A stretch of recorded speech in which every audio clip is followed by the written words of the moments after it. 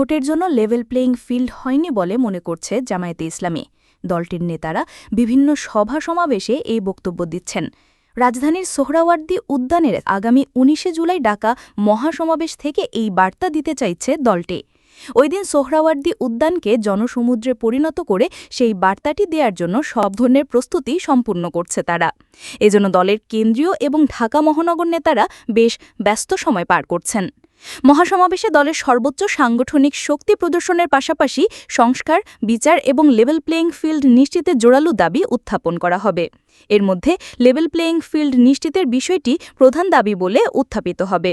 এটা নিশ্চিত না হলে জামায়াত নির্বাচনে যাবে না এবং দেশে সুষ্ঠু কোনো নির্বাচন হবে না মর্মে ঘোষণা আসতে পারে। দলের দায়িত্বশীল সূত্রে এমন তথ্য নিশ্চিত করা হয়েছে। ওদিকে জামায়াতের এই অবস্থান নিয়ে রাজনৈতিক অঙ্গনে নানা প্রশ্নও আছে। নির্বাচন বিলম্বিত হলে জামায়াত সুবিধা পাবে এমন আলোচনাও আছে। সূত্রের দাবি, ফ্যাসিবাদের পতন হলেও গত ১১ মাসে দেশে অবাধ, সুষ্ঠু ও নিরপেক্ষ নির্বাচনের অনুকূল পরিবেশ তৈরি হয়নি। জামায়াতের শীর্ষ থেকে শুরু করে তৃণমূলের নেতাকর্মী সমর্থকরা এই বিষয়ে একমত। গত ৪ই জুলাই জামায়াত আমির ডাক্তার শফিকুর রহমান লালমনিরহাটে এবং ৫ই জুলাই কুমিল্লায় পৃথক সমাবেশে দেশের নির্বাচনের পরিবেশ নেই বলে দাবি করেন। লালমনিরহাটের একটি থানায় হামলা চালিয়ে আসামে ছিনিয়ে নেয়া এবং কুমিল্লায় একটি আলোচিত ধর্ষণ ঘটনার প্রেক্ষিতে তিনি ওইসব এলাকা সফরে যান। এরপর থেকে নির্বাচনের লেভেল প্লেয়িং ফিল্ডের বিষয়টি জোরালোভাবে সামনে আসে। এ ব্যাপারে জামায়াতের সহকারী সেক্রেটারি জেনারেল ড.এ.এইচ.এম. হামিদুর রহমান আজাদ বলেন, সারা দেশে আইনশৃঙ্খলার পরিস্থিতির যে নাজুক অবস্থা, তাতে সুষ্ঠু নির্বাচনের পরিবেশ নেই।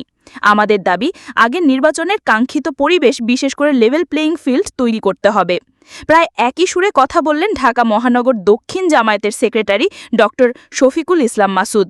তিনি বলেন, একটি দল এখনই যেভাবে মাঠে ময়দানে প্রভাব বিস্তার করে প্রশাসনকে ব্যবহারের চেষ্টা করছে, তাতে সুষ্ঠু নির্বাচনের পরিবেশ নিয়ে আমরা বেশ সন্দেহান। অতএব আসন্ন নির্বাচনের আগে লেভেল প্লেয়িং ফিল্ড তৈরির কোনো বিকল্প নেই। এটা নিশ্চিত না হলে জামায়াত নির্বাচনে যাবে না।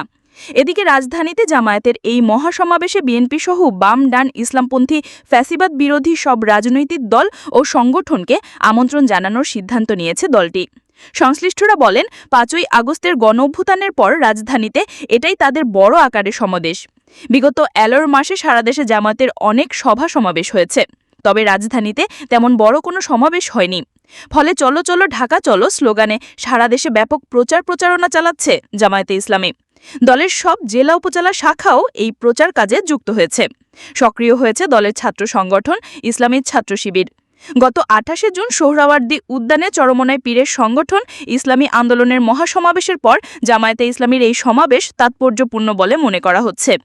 ইসলামী আন্দোলনের সমাবেশে জামায়াতে ইসলামী, এনসিপি সহ সমমনা ১০ সংগঠনের প্রথম সারির নেতারা অংশ নিলেও বিএনপির কোনো নেতাকে ওই সমাবেশে দেখা যায়নি। এ পর্যায়ে ১৯ জুলাইয়ের সমাবেশে নতুন মাত্রা যোগ হতে পারে বলে ধারণা করা হচ্ছে। ওদিকে ১৯ জুলাই ঐতিহাসিক সোহরাওয়ার্দী উদ্যানে জাতীয় সমাবেশ বাস্তবায়নে গত সোমবার জামায়াত নেতারা প্রস্তাবিত সমাবেশ স্থল পরিদর্শন করেছেন। জামায়াতের সেক্রেটারি জেনারেল অধ্যাপক গোলাম পরারের নেতৃত্বে মাঠ পরিদর্শনকালে উপস্থিত ছিলেন সহকারী secretary general Maulana Abdul Halim, advocate Ehsanul Mahbub Zubair, advocate Moazzem Hossain Helal, কেন্দ্রীয় নির্বাহী পরিষদ সদস্য ও প্রচার media secretary advocate Motiur Rahman Akand, কেন্দ্রীয় নির্বাহী পরিষদ সদস্য ও ঢাকা মহানগর দক্ষিণের আমির মোহাম্মদ নুরুল ইসলাম বুলবুল প্রমুখ। ঢাকা চলো স্লোগানে দেশবাসীকে মহাসমাবেশে যোগদানের আহ্বান জানিয়ে তিনি বলেন, আমাদের উত্থাপিত ৭ দফা দাবি জনগণের অধিকার প্রতিষ্ঠার দাবি। তাই তিনি ধর্ম, বর্ণ, জাতি, গোষ্ঠী নির্বিশেষে মহাসমাবেশ সফল করতে দেশবাসীকে স্বতঃস্ফূর্ত অংশগ্রহণের আহ্বান জানান। এ সময় তিনি সমাবেশ সফল করতে সরকারের সার্বিক সহযোগিতা প্রত্যাশা করেন। এক প্রশ্নের জবাবে অধ্যাপক মিয়া গোলাম পরার বলেন, জামায়াতে ইসলামী ৫ই আগস্ট পরবর্তী কখনো নির্বাচন পেছানো কিংবা আগানোর কথা বলেনি। জামায়াতে ইসলামী বলেছে, সরকার যখনই নির্বাচন দিবে জামায়াতে ইসলামী প্রস্তুত রয়েছে। তবে জামায়াতে ইসলামী বলেছে যেন কোনো নির্বাচন হতে দেওয়া হবে না। বর্তমানে আইনশৃঙ্খলা পরিস্থিতির চরম অবনতি ঘটেছে। এই পরিস্থিতি কখনো নির্বাচনের পরিবেশ সৃষ্টি করে না। যারা এই পরিস্থিতি সৃষ্টি করেছে তারা ভোটকেন্দ্র দখল, ব্যালট বক্স লুট সহ যে কোনো অপ্রীতিকর ঘটনা ঘটাতে পারে। এজন্য জামায়াতে ইসলামী বলেছে, আইনশৃঙ্খলার পরিস্থিতি উন্নতি করে একটি সুষ্ঠু, নিরপেক্ষ, গ্রহণযোগ্য, অংশগ্রহণমূলক নির্বাচনের আয়োজন করতে হবে। নির্বাচনে অংশগ্রহণকারী সব দল ও প্রার্থীর জন্য সমান লেভেল প্লেয়িং ফিল্ড তৈরি করতে হবে। প্রতিটি ভোটার ভোট দিয়ে নিরাপদে বাড়িতে ফিরে যাওয়ার নিশ্চয়তা নিশ্চিত করতে হবে।